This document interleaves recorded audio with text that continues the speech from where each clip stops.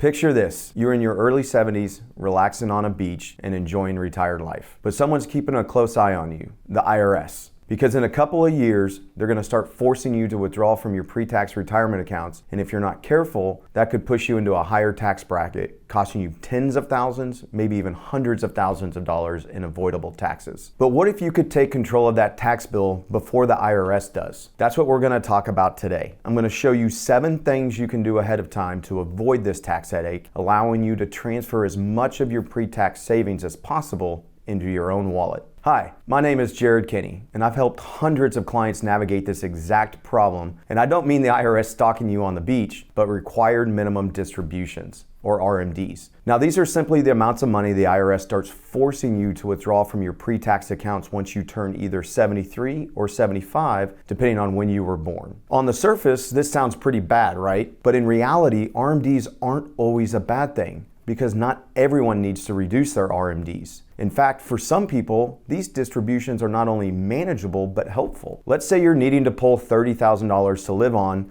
from a pre-tax account, maybe your IRA. If your RMD is only $20,000, there probably isn't a big need to reduce that RMD because you're already planning to pull out more than the IRS is forcing you to. Now, on the other hand, if you're pulling out $30,000 and your RMD is $80,000, well, now you have an extra $50,000 that A, you don't need, and B, will be added to your taxable income, which could potentially move you into a higher tax bracket. So the point I'm trying to make here is that although there's often a knee-jerk reaction that we should always be trying to reduce RMDs or avoid them, it's not a one-size-fits-all situation, and you definitely shouldn't use it as a starting point when building your retirement plan. Take a second right now and ask yourself this. What's your overall goal with this money? Is it to support a sustainable lifestyle? To leave a legacy? To protect against future healthcare costs? Maybe it's a combination of all three. Only by answering these questions first can you determine whether RMD reduction strategies are advantageous for you. If you have more than enough saved and are trying to preserve tax efficiency for your heirs, you might absolutely benefit from RMD reduction strategies. On the other hand, if you rely on your retirement accounts to cover monthly expenses,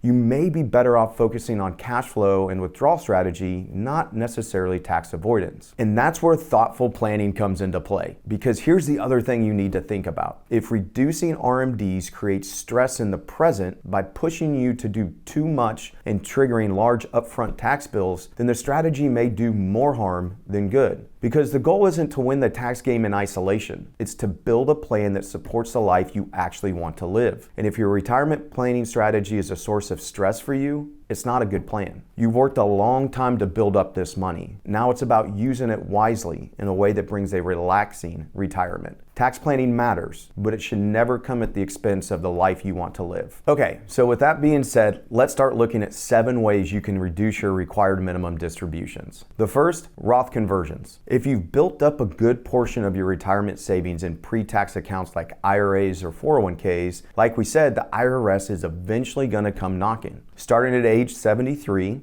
or 75 if you were born in 1960 or later, you'll be subject to those RMDs whether you need the money or not. But what if we can reduce our pre-tax savings before the IRS gets to it? That's where Roth conversions come in. A Roth conversion lets you move money from a traditional IRA into a Roth IRA. You'll pay income tax on the amount you convert in the year that you do it, but once it's in the Roth, any growth is tax-free, and there are no RMDs during your lifetime. So, we had a couple, both age 63, recently retired, who were planning to delay Social Security until age 70 to get the maximum benefit. Between them, they have about $1.2 million in traditional IRAs, $150,000 in a brokerage account, and a small Roth IRA they started a few years ago. Now here's the key. Since they're retired but not yet collecting Social Security or taking RMDs, their taxable income is low right now. That gives them a window of opportunity. So each year between now and age 70, they convert $80,000 from their IRAs to their Roth IRAs, keeping their income within the 22% tax bracket. Yes, they're paying taxes now, but they're doing it on their terms, and right now tax rates are historically low. By the time they hit age 73, they've reduced the size of their traditional IRAs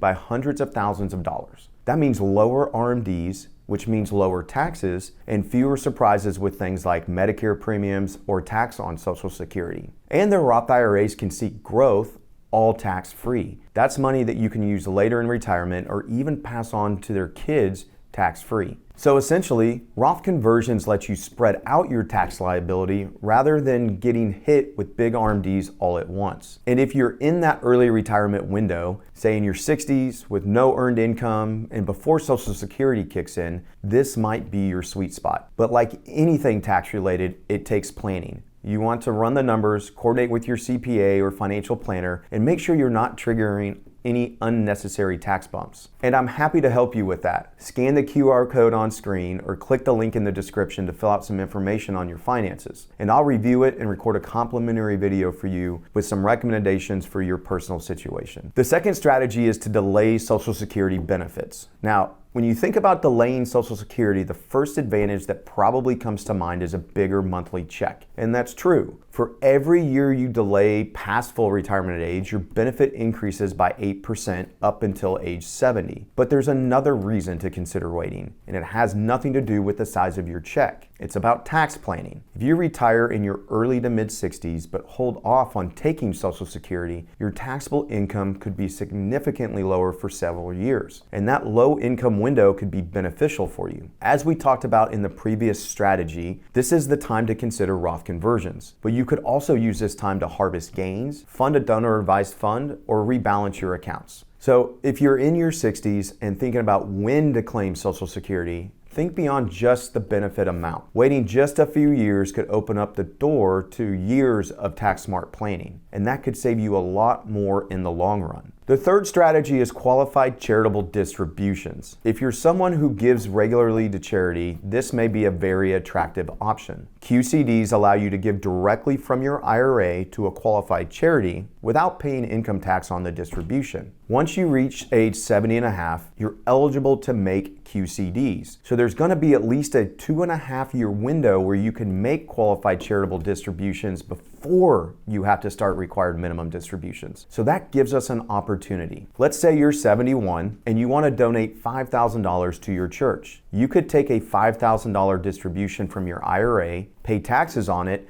and then write the check. But if you're in the 22% tax bracket, you're giving away the $5,000 and paying about $1,100 in taxes. Now, if you're making $5,000 donations every year, that'll add up over time. Now imagine instead that you do a QCD. That same $5,000 goes directly from your IRA to the church. You don't pay a dime in taxes on that amount, and it doesn't show up as taxable income on your return. You get to fulfill your charitable intent, and it costs you less to do it. And it gets even more beneficial once RMDs begin. If your RMD for the year is $20,000 and you make a $5,000 QCD, that QCD counts as credit towards your RMD. You only have to withdraw $15,000 more to meet the requirement, and only that $15,000 shows up as taxable income. That lower income can have a ripple effect. It could help reduce the portion of your Social Security that's taxed, or even lower your Medicare Part B or D premiums if you're close to an income threshold. It's also worth noting that QCDs don't require you to itemize your deductions. That's a big deal because a lot of retirees are no longer opting to itemize under today's higher standard deduction. With a QCD, the tax benefit happens above the line, directly reducing your taxable income regardless of how you file. Now maybe you're thinking, you know what? I really am enjoying my job. Maybe I'll just keep working even after my RMD starts. Does that help me at all? Well, it does. The fourth strategy is to continue working. If you're still working and you don't own more than 5% of the company that you work for, you can delay RMDs from your current employer's 401k. But here's the thing, working longer just to avoid RMDs might not be worth it. You're deferring income taxes, sure, but you're also giving up time, flexibility, and maybe even your retirement goals. Plus, this exception only applies to your current employer plan, not your IRAs or old 401ks. Those still require distributions once you hit RMD age, regardless of employment status. So unless working longer is something you want to do, don't let RMD rules keep you chained to your job. The fifth strategy is one I don't see talked about that much, but it can be very powerful for the right person. If you're looking for ways to reduce RMDs and create guaranteed income later in life, there's a lesser known strategy worth considering, the Qualified Longevity Annuity Contract, or QLAC. A QLAC is a special type of deferred annuity that you purchase using funds from your traditional IRA or 401k. Now, the key benefit is that the money you allocate to a QLAC is excluded from your RMD calculation. So you'd use a portion of your retirement account to buy the annuity, and in return, you receive guaranteed monthly income starting as late as age 85. You're creating future income while at the same time shrinking the balance used to calculate your RMDs today. And the rules just got more generous recently due to some new legislation. Previously, the most you could contribute to a QLAC was either 25% of your retirement account or $145,000, whichever was lower. But under the new law, the 25% cap has been removed and the dollar limit has increased to $210,000. This means more flexibility, and for those who already purchased a QLAC under the old limit, you may now have the opportunity to invest additional funds up to this new cap. If you're curious about this option, reach out to us either by email or phone. They're in the description. The next option is to utilize something called the joint life expectancy table. If your spouse is at least 10 years younger than you and is your sole primary beneficiary, the IRS allows you to use a different, more favorable life expectancy table when calculating RMDs. Because the two of you have a longer combined life expectancy, the IRS lets you stretch your withdrawals out across more years. That means smaller required distributions, lower taxable income, and potentially fewer Medicare or Social Security tax consequences. Let's say you're 73 and your spouse is 60. Using the standard RMD table, you might be required to withdraw $40,000 this year from your IRA. But using the joint life expectancy table, your RMD could be reduced to just $32,000. That $8,000 difference stays in your account seeking tax-deferred growth. And depending on your tax bracket, it could save you over $1,500 in taxes just by using the correct table. It's a simple adjustment, but one many people overlook. The final strategy is planning for the tax implications of your legacy. When you think about the legacy you want to leave behind, it's not just about how much you leave, it's about how efficiently you pass it on. For individuals with significant assets or charitable goals, two strategies worth exploring are charitable trusts and life insurance, especially when used together as part of a well-structured estate plan. Let's start with charitable trusts. If you plan to leave money to charity, you can potentially gain tax advantages today while supporting the causes you care about long term. Trusts like a charitable remainder trust can provide you with an income during your lifetime and then pass the remaining assets to charity after you're gone. In some cases, this also reduces the size of your taxable estate. On the other side, life insurance can be a powerful legacy tool to create liquidity for your heirs. For example, if you donate a highly appreciated asset to a charitable trust, you may use life insurance to replace that wealth for your children or grandchildren, often income tax free. Used together, charitable giving and life insurance can help you support both family and philanthropy in a way that's tax efficient, strategic, and intentional. Now, whether you're looking to minimize taxes, support causes you care about, or leave a more efficient legacy, these tools can be tailored to fit your goals. To do that, either click the link in the description or scan the QR code on screen to start the process of receiving your complimentary personalized video from us. After you fill out information related to your unique financial situation, we'll review it and record a video just for you. Again, completely complimentary, filled with personalized recommendations. Thanks for watching, and we'll see you in the next video.